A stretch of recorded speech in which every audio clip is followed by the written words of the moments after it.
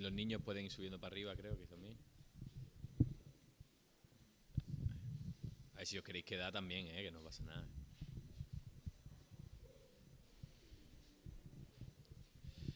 Bueno, pues ya mientras los niños van subiendo y demás. Aquí está. Bueno, buenos días a todos. Soy como decimos en... Uy, aquí está la cosa esa, vale. Es que yo soy... En Málaga decimos que somos pejigueras, o sea, tiquismiquis. Me gusta estar en el medio. No, pero está bien.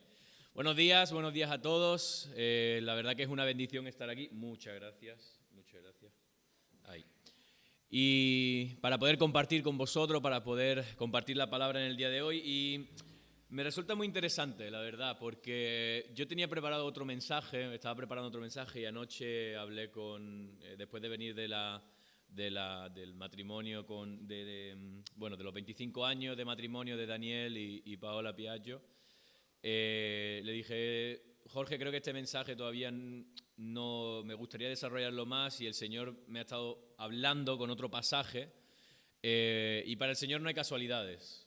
Yo he estado estudiando este pasaje, lo llevo estudiando más de un mes, porque estoy estudiando hermenéutica y es el que estamos desarrollando. Y digo, creo que es un buen tema. Y como para el Señor no hay casualidades, justo todo lo que... cómo hemos estado guiando la reunión, cómo ha estado, creo que coincide bastante y ahora lo veremos. Y bueno, como también estamos en la primera semana de Adviento, antes de recordar ese día en el que el Señor vino, en el que el Señor nació, en el que la nueva esperanza, en el que el Mesías vino al mundo, también viene bien este pasaje y la verdad que es eso, el Señor es bueno y para el Señor no hay casualidades. Así que vamos a estar compartiendo en el día de hoy Tito, el tercer capítulo de Tito 3, del 1 al 7, ¿vale? Vamos a estar compartiendo en el día de hoy Tito 3, del 1 al 7. Os dejo un tiempo para ir buscando, si veo un poquito. Ahí, perfecto. Si no importa, voy a poner esto por aquí. Si no se cae el vaso. Es mejor que... ¿Vale? Tito 3, del 1 al 7. Dice así: recuérdales que se sujeten a los gobernantes y autoridades, que obedezcan, que estén dispuestos a toda buena obra, que a nadie difamen, que no sean pendencieros, sino amables, mostrando toda mansedumbre para con todos los hombres, porque nosotros también éramos en otro tiempo insensatos, rebeldes, extraviados, esclavos de concupiscencias y deleites diversos, viviendo en malicia y envidia, aborrecibles y aborreciéndonos unos a otros. Pero cuando se manifestó la bondad de Dios nuestro Salvador y su amor para con los hombres, nos salvó no por obras de justicia que nosotros hubiéramos hecho, sino por su misericordia, por el lavamiento de la regeneración, por la renovación en el Espíritu Santo, el cual derramó en nosotros abundantemente por Jesucristo nuestro Salvador, para que, justificados por su gracia, viniésemos a ser herederos conforme a la esperanza de la vida eterna. Y la verdad que yo iba a compartir sobre 1 Tesalonicenses 2, que era el pasaje que yo quería continuar, quiero estudiar más a fondo Tesalonicenses, y el Señor dijo, no, ahora mismo no es el momento, y pasó así, digo, ¡buah! Y cuando yo estaba pasando la reunión, cómo lo hablábamos, cómo el Señor iba guiando, digo, creo que el Señor lo ha puesto por alguna razón y va a ser de bendición compartirlo en el día de hoy. Así que he dividido este mensaje en dos partes. Lo vemos muy claro, lo vemos bastante claro de que aquí se hacen dos párrafos bastante claros. Que el primero es el comportamiento de un ciudadano cristiano y el segundo es el camino a la salvación. ¿Vale? Vamos a estar hablando del primero. Y bien es cierto que no solo en la antigüedad, sino que también hoy en día las personas que no conocen a Cristo tienen una actitud normalmente más egoísta, pensando en ellos, pensando en su familia, para mí, en tengo que, mi futuro. Ahora mismo con el tema también de YouTube, en los típicos anuncios de ser tu propio jefe, de ganas, eres el cliente número 3000, vas a ganar tal, Cosas así, ¿para qué? Para alzarnos a nosotros. Y no solamente pasa eso con los no creyentes, hay mucha gente, muchos creyentes que también se comportan de la misma manera, de una manera egoísta, y desobedecen la ley y hacen cosas que a los ojos de Dios y del pueblo no está bien. Pero Pablo en esta carta quería decirnos que nosotros, como conocedores de la palabra de Jesucristo y la venida del Espíritu Santo de nuestras vidas, deben ocasionar una diferencia. Tenemos que causar una diferencia. Esto debe ser una razón más que necesaria para ocasionar un cambio. El conocer a Cristo tiene que ocasionar un cambio en nuestra vida, una diferencia en la sociedad, sin importar de lo que otros hagan o de lo que otros opinen. Y la verdad que ahí es cuando he visto a Paulina compartiendo sobre eso. Yo quiero cambiar, yo quiero que mis objetivos sean para Cristo, que yo quiera cambiar. Y es lo que nos está diciendo Pablo aquí, sé una diferencia.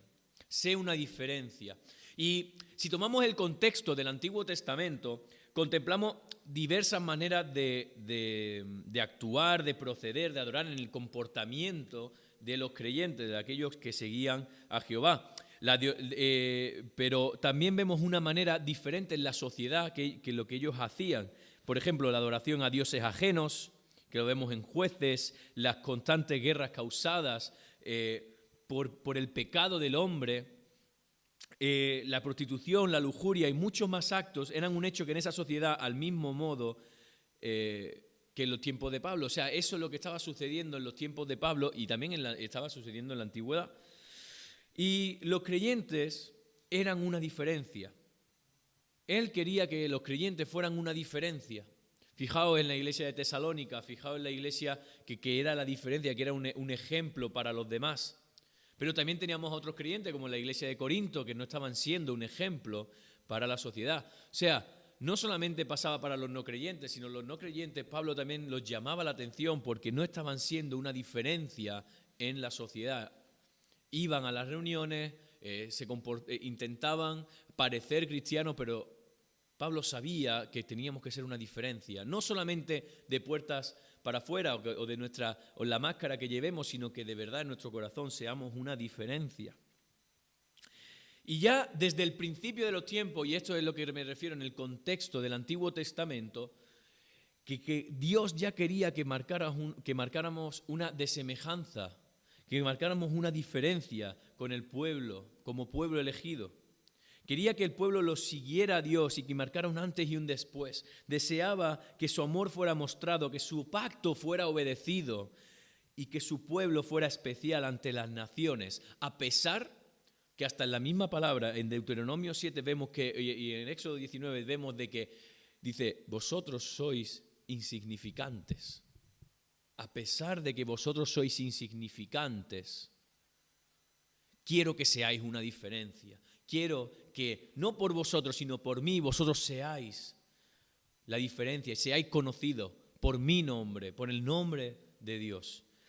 Y Él quería que fuéramos tuviéramos esa manera de actuar. Y también vemos a Jehová mostrando cuál debería ser el comportamiento de aquellos que eran el pueblo de Dios a través de los 10 mandamientos. Vemos que cuando vinieron los 10 mandamientos, vemos de que esto era una revolución para la sociedad. Era una revolución para la sociedad, estaban haciendo cosas que nadie hacía. Pero Dios quería que obedecieran, que hicieran un cambio, porque seguramente, y estoy seguro que en una persona cuando escuchó ahí a Moisés diciendo los 10 mandamientos, dijo, ¿pero qué estás diciendo? Seguro que más de uno dudó, seguro que más de uno dijo, ¿y por qué mi vecino hace esto y yo no puedo ahora? ¿Por qué yo no puedo tener sexo antes del matrimonio? ¿Por qué ellos sí? ¿Por qué él puede vivir con la novia y yo no? ¿Por qué yo tengo que hacer esto y tú no? Seguro que más de uno cuando escuchó los 10 mandamientos dijo, y dudó, dijo, pero ¿será este un Dios de verdad que me obliga ahora a mí a hacer las cosas? Seguro, segurísimo que pasó eso. Y en el Antiguo Testamento también lo vemos. No es que esta cosa es nueva. Esto lleva pasando desde el momento que Dios quiso que seamos una diferencia, pero tenía una razón. Tenía una razón. Porque tenían claro de que esa palabra venía del mismísimo creador del universo. Y esa palabra tenía una una razón. Esa diferencia tenía una razón y era el hecho de mostrar su amor, de mostrar que nosotros somos un pueblo escogido, que nosotros no nos dejamos llevar por la corriente del mundo. Y cada uno de los mandamientos, cada una de las cosas que el Señor decía era por una razón. Y seguro que más de uno, sabiendo que obedeciendo la palabra, ha dicho, el Señor me ha salvado de más de una. El Señor me ha salvado de más de un problema, porque he seguido la palabra. No porque he seguido mis instintos o mis sentimientos, mis emociones, yo intuía. Tú no intuiste nada, no has intuido nada. Es el Espíritu Santo que te guiaba. Porque la palabra te guía y cuando estamos enfocados en lo que la palabra de Dios nos dice y queremos hacer la diferencia, eso es lo que el Señor nos guía. Eso que tú llamas intuición o eso que tú llamas las casualidades es el Espíritu Santo guiándote, si te dejas guiar por el Espíritu Santo. Y quería que fuéramos una diferencia. Y cuando hablamos del comportamiento cristiano, cuando aquí nos referimos al comportamiento cristiano, nos referimos al comportamiento de aquellos que han aceptado por fe, como decíamos, que han aceptado por fe a Jesucristo como su Salvador y por lo tanto tienen el Espíritu Santo, como dice en Romanos 8:9, lo cual permite servir a Dios. Y los ejemplos de comportamiento cristiano están entrelazados en toda la Escritura. Vemos que de manera indirecta hay comportamientos diferentes, hay maneras de amar, hay gente que cae, que no hace lo correcto, pero el Señor rectifica y quieren cambiar. Y de hecho, nuestro Salvador, en el tema de la diferencia, Jesús habló a los discípulos diciéndole unas cosas que no eran normales. Bueno, ama a tus amigos, eso sí es normal, hombre, ¿cómo no voy a ver a mis amigos? Amados, amémonos unos a otros, porque el amor de Dios es de Dios. Todo aquel que ama es nacido de Dios y conoce a Dios. Primera de Juan 4:7. Claro, amémonos unos a otros, como hermanos, pidámonos perdón, resolvamos conflictos, amémonos unos a otros. Por supuesto, el amor es lo principal. Pero no solo ames a aquellos que son fáciles de amar. Esa es la cosa. Y esa es la diferencia que revolucionó, que hizo la revolución en que Cristo fuera la revolución. Que Él dijo en Mateo 5:44, dice, pero yo os digo, amad a vuestros enemigos, bendecid a los que os maldicen, haced bien a los que os aborrecen y orad por los que os ultrajan y os persiguen. ¿Lo estás haciendo? Si te llevas mal con alguien del trabajo, tú lo amas. Si tú te llevas a alguien, si alguien te trata mal, tú lo bendices. Tú le haces bien a aquel que está perdido. Yo te digo una cosa, yo hay veces que digo, me voy a ir a la otra calle porque si paso por esta que aquí no veo a este que está que me lo he encontrado. Y yo lo confieso y me ha pasado a veces que yo digo, estoy hasta aquí y yo paso. Pero el Señor nos dice que hagamos eso. El Señor dice, ponte delante, pasa por delante y dile, buenos días, ¿cómo estás? ¿Te hace falta algo? Y hay veces que he tenido que hacerlo. Y he dicho, esto lo hago por ti, Señor, no por mí. Pero esa no es la actitud. No tiene que ser una actitud de obedezco y lo hago y ya me he ganado otra coronita en el cielo, no. Eso no va así. Tienes que tener el corazón correcto y decir, no, amo a esta persona, de verdad amo a esta persona. Y el Señor quiere que cambies tu corazón, que seamos una diferencia, no por obediencia, no solamente por obediencia, sino porque Él nos amó primero y la obediencia la hacemos en amor. Como cuando tú obedeces a tus padres, cuando tú obedecías a tus padres, tú decías, no quiero, pero yo sé que mis padres me buscan lo mejor, quieren lo mejor para mí. Y ese es el amor que quiere y la diferencia que quiere que el Señor que tengamos. Y quiere que vivamos una vida marcada por el amor, por la compasión de los perdidos y proporciona el mejor ejemplo. Jesucristo proporciona el mejor ejemplo. Y los creyentes frecuentemente eran vistos con recelo. El Imperio Romano los veía con recelo. Decían, ¿pero qué están haciendo estos? ¿Qué están haciendo estos que que están adorando en sitios privados, en sitios ocultos. ¿Qué están haciendo? Debido a que su conducta era muy diferente, su conducta no era igual a aquella de los que estaban en la sociedad. Y tenían un recelo a que se reunieran. Pero sinceramente, yo me encantaría que tuvieran celos, no de mí. Tuvieran celos, no de mí. Y esa es la cosa. Cuando tú sirves, cuando tú haces algo, que no tengan celos de ti, sino que tengan celos de que tú has conocido a alguien que te ha cambiado la vida. Que tengan celos y que digan, ¿cómo puedo llegar yo a estar igual que tú? Ese es el celo que tenemos que buscar. Esa es la diferencia que el Señor quiere que hagamos. No que nosotros seamos la diferencia y que digan, ¡buah, qué bueno es Isra, qué bueno es Paulina, qué buena es Olga, qué buena es Samuel, qué bueno es Seba! No. El Señor quiere que digan, qué bueno es Dios, porque ha cambiado a cada una de estas personas. Y yo quiero eso. Cuando veamos a alguien que no es creyente, a alguien que no conoce a Dios y entre por la puerta y digo, yo quiero eso, eso es lo que tienes que buscar. Que tenga un recelo, no de ti, sino porque no tiene algo que desea. Y ese es Jesús. Y esta sociedad necesita eso. Y nosotros, siendo la diferencia, y eso es lo que Pablo estaba hablando, quería eso, que fuéramos una diferencia para que se pregunten, ¿cómo puedo tener lo que tú tienes? Que es Cristo. Y nosotros podamos compartir del Evangelio y podamos darle esa solución.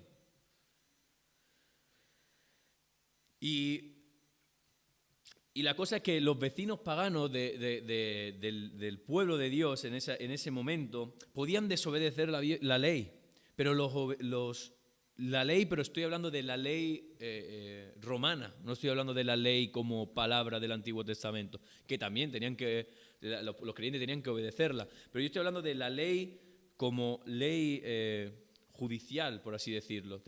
Los creyentes tenían que obedecer la ley, pero aquellos paganos podían desobedecerla, podían buscarse el no pagar impuestos, el hacer esto, el escaquearse por un lado, por otro.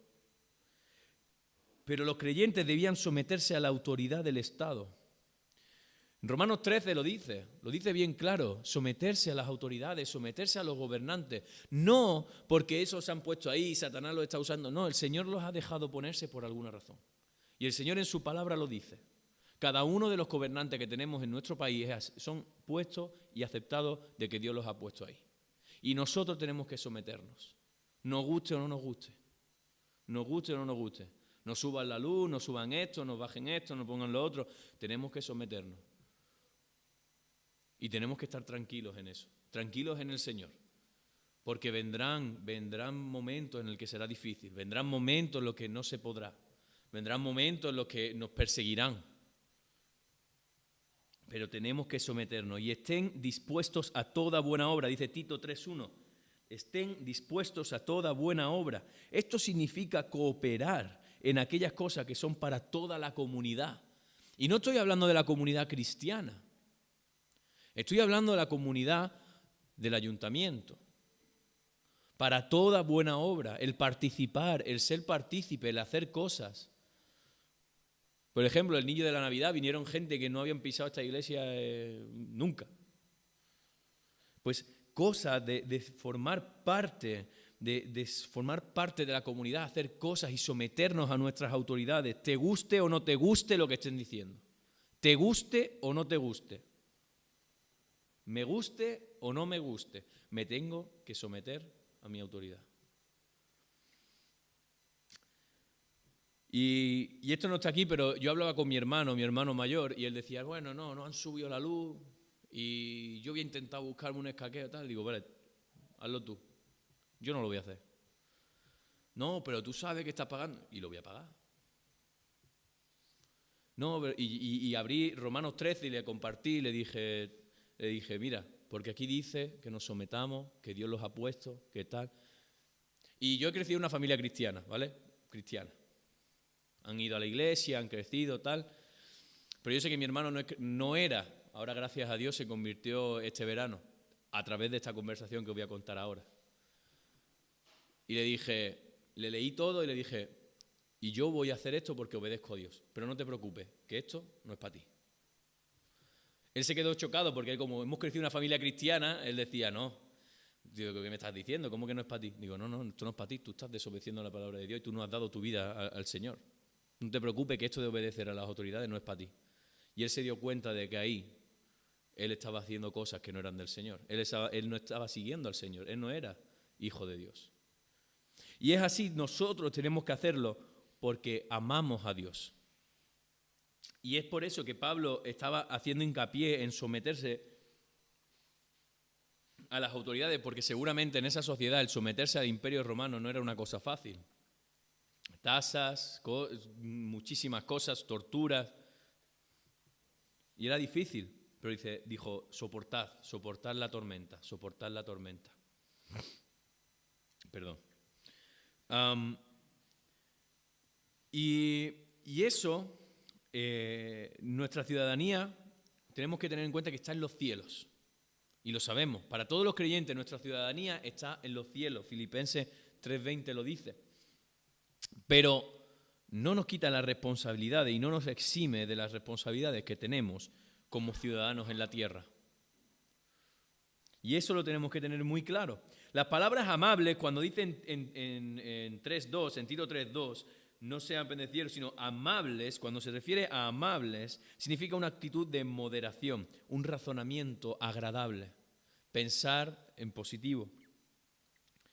Y una persona con esa actitud no insiste en cada letra de la Constitución, de la ley, no insiste en cada ley. Él dice, voy a razonar y sí, y aquí lo voy a dejar claro, y si no va nada en contra de la moral que Dios nos ha puesto, voy a seguirlo. Voy a someterme. Y esa es la cosa. Si algo va en contra de lo que Dios dice, ahí sí. Pero si tú has visto en la palabra y todo lo que se está llevando, no hay nada en contra de la palabra de Dios, tenemos que ser amables y tenemos que tener un razonamiento agradable a pesar de lo difícil que sea. Y es difícil, y lo estoy diciendo porque yo soy el primero que se levanta por la mañana y ya va protestando por cada esquina. Porque soy así, yo no me callo las cosas, me conocéis, a lo que me conocéis, yo no me callo. Yo lo suelto todo y si no lo suelto en mi casa delante del espejo, porque si no, no me quedo tranquilo. Y es así. Pero decía Pablo de que no seamos demasiado severos con nuestros vecinos paganos, y eso también es la cosa. Que no seáis demasiado severos con aquellos que no conocen a Dios.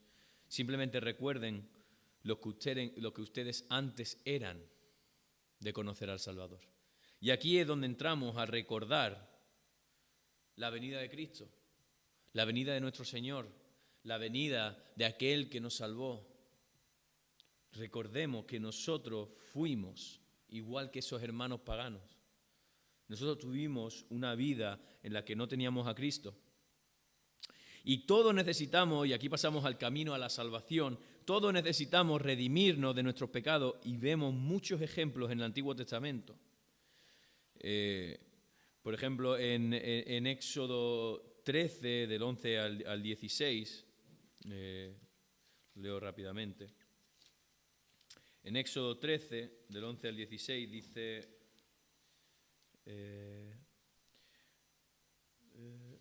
perdón, está en el 12, aquí. Dice, y lo comeréis así, ceñidos vuestros lomos, vuestros... 13, perdón. Sí, que me he ido para el 12. Aquí está.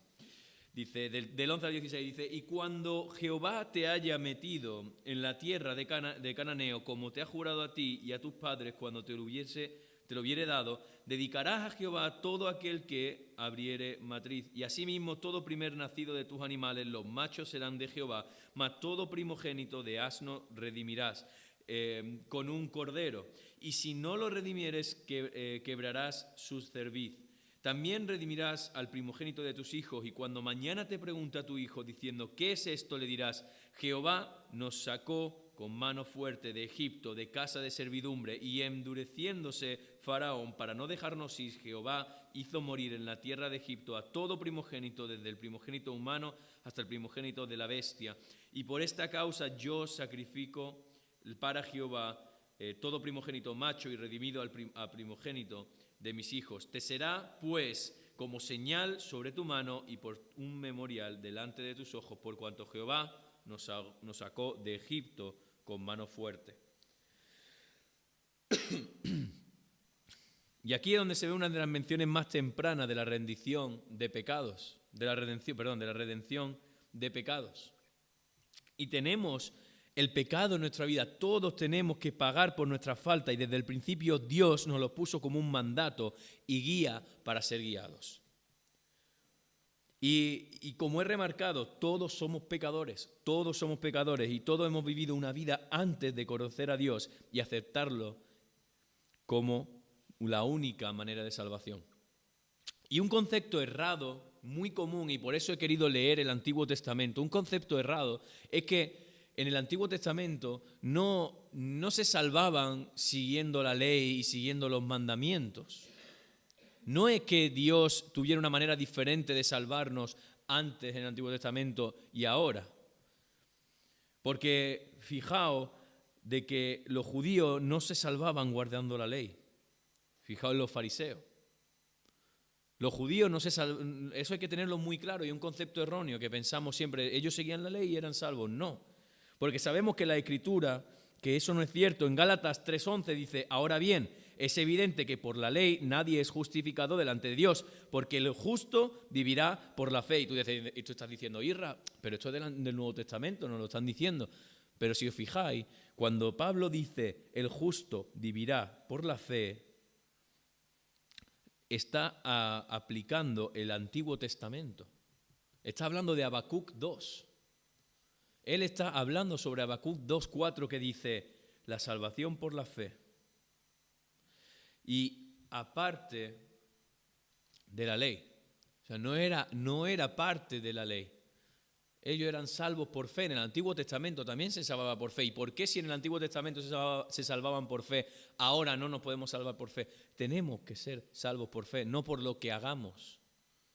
No por lo que hagamos. Y eso lo tenemos que tener muy en cuenta porque Dios vino a redimirnos de nuestros pecados. Y el Señor está por venir. El Señor está por venir.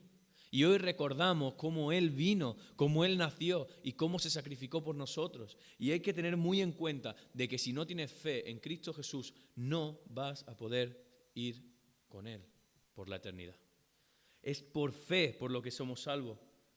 Él nos salvó y lo hizo a través del milagro del nuevo nacimiento, la obra del Espíritu Santo. Y aquí cuando dice lavamiento, no se refiere al bautismo en sí, de agua, ya que en el Nuevo Testamento las personas ya se bautizaban después de ser salvas. Y aquí está hablando de lavarnos por completo.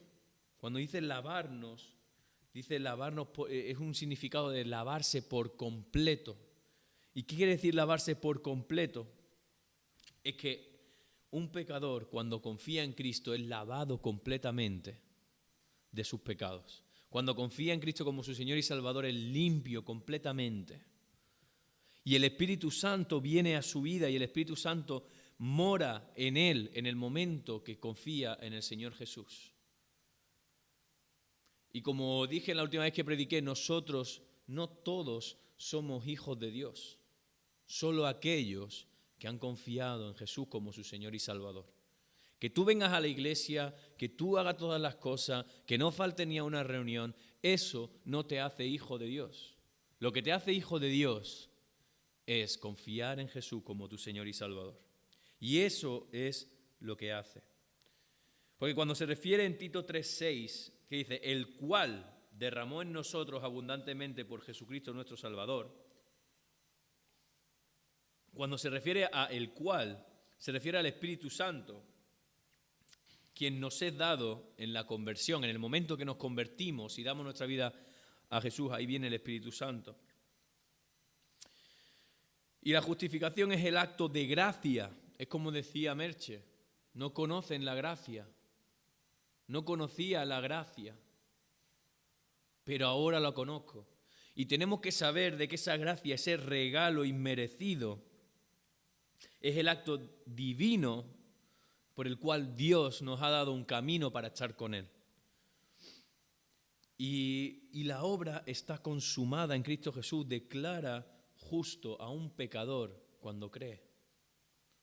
A mí me encanta que a mí Jesús me declare justo, porque peco cada día, desde el momento que me despierto, peco. Y Jesús nos justifica. ¿Y cuál es el resultado de esta bondad, amor, misericordia, gracia? La esperanza. La esperanza. Somos herederos de Dios, somos hijos de Dios, somos herederos de Él. Y esto quiere decir que desde hoy, en el momento que tú has dado tu vida a Jesús, en ese momento tú eres heredero. Y si tú no has dado tu vida a Cristo, aún no eres heredero de Dios. Tenemos que comprender eso. Porque para participar de su riqueza, de su reino para siempre, tenemos que dar nuestra vida a Cristo. Y dice Tito en Tito 2:13, un poquito antes de llegar a nuestro pasaje, dice: aguardando la esperanza bienaventurada y la manifestación gloriosa de nuestro gran Dios y Salvador Jesucristo. Estamos esperando la venida de Cristo. Estamos esperando la venida de Cristo. Y estamos recordando de que Cristo nació, de que en ese momento estaba por llegar el Mesías, de que en ese momento estaba por llegar el Salvador, que nació y lo hizo y cumplió todas las profecías. Y nosotros ahora, en este momento, estamos esperando su segunda venida para llevarnos con Él. Y tenemos que estar con esperanza de lo que viene, con la esperanza de que Él vendrá y vendrá. Debemos vivir piadosamente y procurar ocuparnos en buenas obras. Tito 3:8 dice: palabra fiel es esta, y en estas cosas quiero que insistas con firmeza para que los que creen en Dios procuren ocuparse en buenas obras. Aquí le estaba diciendo Pablo a Tito: oye, que lo que te estoy diciendo no es para que lo recuerdes tú, es para que tú se lo compartas a tus hermanos. Para que tú le digas a tu hermano: oye, despierta. Oye, no estás haciendo lo que tendrías que hacer. Oye, estás viniendo solo los domingos. Oye, no estás sirviendo en la iglesia. Oye, no estás compartiendo del Evangelio. Y si tú te sientes así en este momento, no te voy a pedir perdón. Te voy a animar a que te des cuenta. Porque lo que yo estoy haciendo es lo mismo que Pablo le está diciendo a Tito. Procura que tus hermanos estén guiados en buenas obras. Porque no tengo que pedir perdón por algo que el Señor está diciendo que hagamos. Porque si te ofendes, si nos ofendemos, es porque el Señor quiere que trabaje. Cuando algo pica y quema, cuando nos echamos el alcohol, es porque está curando. Y esa es la cosa. Si tú ves que en tu vida algo te está llamando en este mensaje, es porque el Señor te está hablando. El Señor te está diciendo algo.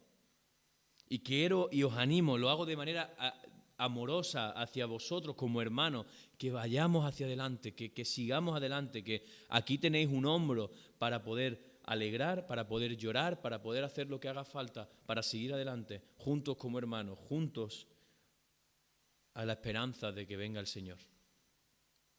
Y es eso.